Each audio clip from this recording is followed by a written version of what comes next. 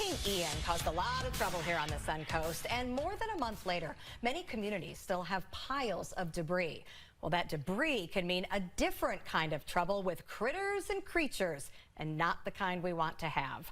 Roger Mensing is the owner of Pestguard Commercial Services, and he is here to help us get rid of rodents. Oh, Roger, I think most of us would like to pretend this isn't happening here on the Sun Coast. But how common is rodent infestation? It's really common. One of the biggest things that we see that hold up real estate transactions are rodents. It's not termites, and we go out there to write termite reports, and it's the rodents that we stumble across and add in our comment section that typically will add a lot of concern to a would-be buyer. Okay, and you brought us some photos of what kind of rodents we're talking about, and I warn you, if this creeps you out, here they come.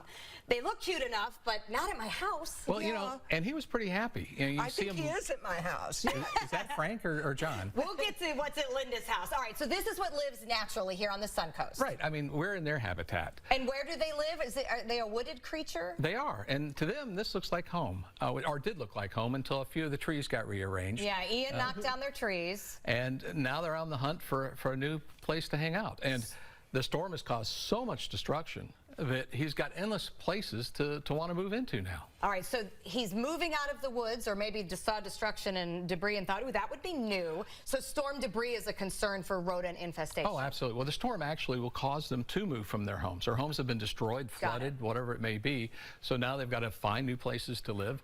And, well, you know, they've got plenty of access now with all the storm damage to find new places to harbor. And you see so much of this debris up and down the streets. This is just a great place for them to move in. And this debris may be there for months. Yeah, that's the concerning part, is that they lost their homes and they're finding now homes closer to us.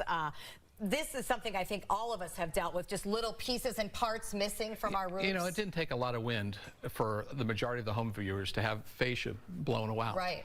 And the rodents, I have it. Right, and the rodents are going to use this to gain access in. And they're not moving in right away. When I say that, if it's nice and warm outside, they're kind of like us. They're not going to want to get into a hot attic. But the moment that it starts to cool down, 50 degrees, 40 degrees, a few of those nights, they're going to be right in there. And that's what we don't want to have happen. They're going to move more likely into these residences. This is what I don't want to happen. Oh, yeah. Example. Don't come in and get comfy. I mean, it's 30 degrees outside, and he's nice and cozy in your attic. All right, so these are the reasons to do our repairs. I asked Linda to join us because this is not a new problem for Linda. I have been worried about your rat concerns for years. For years, for 4 years, I've been fighting rats. That's horrible. It makes my life miserable. I can't go on my lanai because I'm afraid the rats will get inside. You can see a trace where they go. They eat holes in the lanai screen, come right up to my back door, and run around. You know, Can you help me? I think so. Do you have any citrus trees? No, I don't. I had some sea grape trees. I got them cut down to get rid of the rats. Right. They're still there.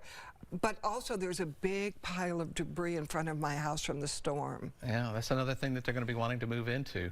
If the problem's been going on for 4 years, though, it may take a little more detective work. You know, it's not uncommon that we'll see pipes gnaw through with the rats, gaining access into the home, and they're coming from the sewers a lot of times.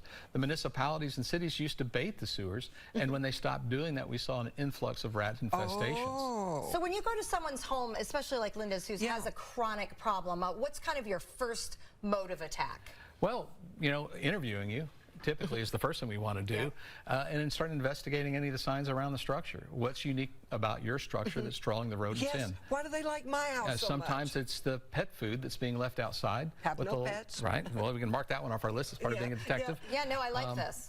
And so you go through the processes of eliminating all the things that you think it may be. Sometimes we get in there and we find out that everything that we're doing is not without any result. And then that's when we start doing smoke tests. And so we'll actually create smoke tests into the plumbing of the structure. And we start to find out where the breaks are. Sometimes it's a remodel where they never sealed off the plumbing. You know, so they've moved a sink and they forgot to close that off. And the rodents are now using the sewer to gain access. You know, they can swim right up your toilet. Apparently Linda has them swimming in her pool. My son came to visit, walked out to the pool, said, I can't wait to jump in, and there was a dead rat floating in the pool. It sounds like the population around your home is relatively high. They really like me. Yes, they do. Yes, they do. Well, that cute one especially, I'm sure. He's got his little stuffed animal in my I have a question. Linda obviously is seeing her unwelcome friends. What are some of the signs that people would see that would show that their rats are there, maybe if they haven't seen a creature? Okay, simple. A strong sense of urine, for example. Okay. In a heavy rat infestation, you can smell the urine when you walk into someone's home. The rodent droppings, perhaps on a shelf where you may have had some bird feed. That's pretty common. I see those. You know, or where you have the pet food, you'll see that. They like to find spots that are a little warmer too during the winter. So around the hot water heaters, we'll see their droppings behind or around or on top of the hot water heaters. So it's a culmination of all kinds of different things.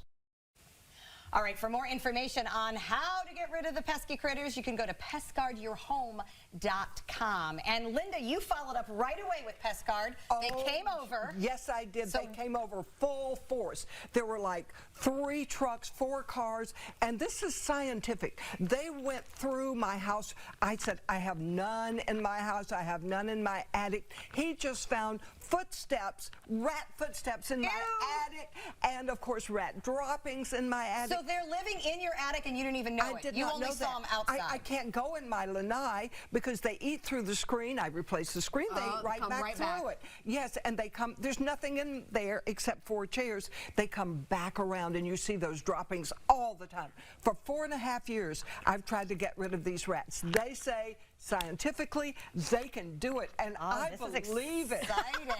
I do know you've been talking about this for years, and I find it quite disturbing that these critters move in and don't move out. Oh, so. yes, we've tried everything. They can crawl like the size of a quarter. They can get their whole bodies in a very small. They found a place around the dryer. They'd been coming in the dryer. Oh, my God. So they're finding all those secret places. The rats And are as you getting heard, the hurricane debris is making it worse. So if you are having these problems, again, check out pestguardyourhome.com. We'll be right back.